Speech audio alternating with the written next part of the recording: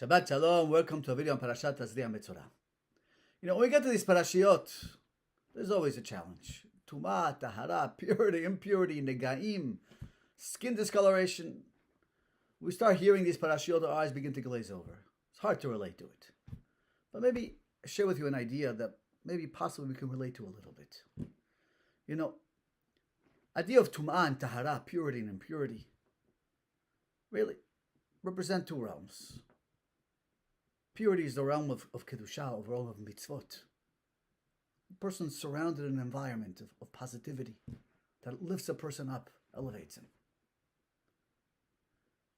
And Tum'ah, we can say, represents the world of negativity, the world of Isur, prohibition. Parashat says, I want you to keep away from that, because that's going to affect you negatively. But fascinating, Shlomo Melech extended the concept of Tum'ah and Tahara to one place, which the Torah doesn't discuss. And that's the Tum'ah of the hands. Independently, Shlomo says, the hands can become Tameh. Even though a person is 100% pure, they didn't come in contact with anything which was Tameh, which is impure, his hands are in a state of Tum'ah. The Gemara in Revi says, when Shlomo Melech decreed, one of the first decrees in history, that the person's hands are tameh, a heavenly voice came out. It says, Beni, my son, im chacham libecha, if your heart became wise, yismach libi gamani. Hashem says, I'm happy. Shlomo Melech understood something. See, he understood there aren't just two realms, the realms of mitzvot, of purity, and the world of tumah, a world of impurity. But there's a third realm, the realm we called Reshut, a realm of we're allowed to interact. It's not necessarily a mitzvah, but not necessarily an averah. So eating, for example, to sustain ourselves is a good thing to do. But in that realm of Reshut, we have to be careful, because we can eat to sustain ourselves, to enjoy. We all love a good meal. But we can also become gluttonous, and people of Ba'alei Ta'ava, of desire and engrossed in food 24/7. Right? And that's not who we are. We need to work to sustain ourselves, provide for our family, live comfortably, enjoy life. That's great. But if it becomes an obsession, that's our whole life.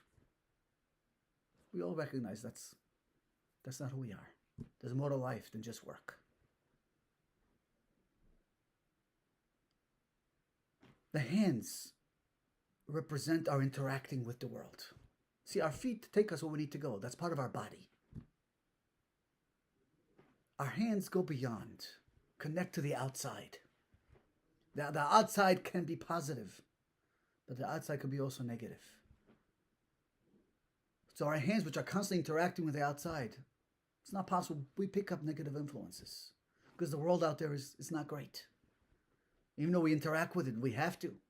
We always pick up things which are not great for who we are. So Shlomo Melech instituted, before you sit down to eat bread, wash your hands. Recognize you're entering. Don't bring the world of the hands back to yourself. Wash them. Separate between the outside world and yourself. Before you enter a Bet Knesset, before you enter a shul to pray, wash your hands. Recognize there's a sanctity. You're doing something elevated here, something different. Don't bring the outside into the shul. You got to separate. You got to clear your head. Recognize you're praying to a creator. Wash your hands. Kohanim, every morning they bless the congregation. Birkat Kohanim. Even though they just wash their hands for tefillah. But before they do Birkat Kohanim and bless the Jewish people, the conduits of Hashem's Barachat to us, they wash their hands. Recognize that we're doing something elevated, something different. The hands represent this idea of the outside. We have to be careful when we interact with the world, what we bring home. That's the idea behind the Tum'ah of the Yadayim that Shlomo Melech instituted. Understood, there isn't just a world of Kedushah, of mitzvot, a world of Isur, of prohibition, of Tumah. But there's a whole world of Yadayim, where we interact with the world. And it's impossible not to have the negativity stick to your hands. So don't bring that home. Wash them. Before we do anything sacred, we wash our hands to personify this idea, to separate between what's outside and what we bring home. Shabbat Shalom.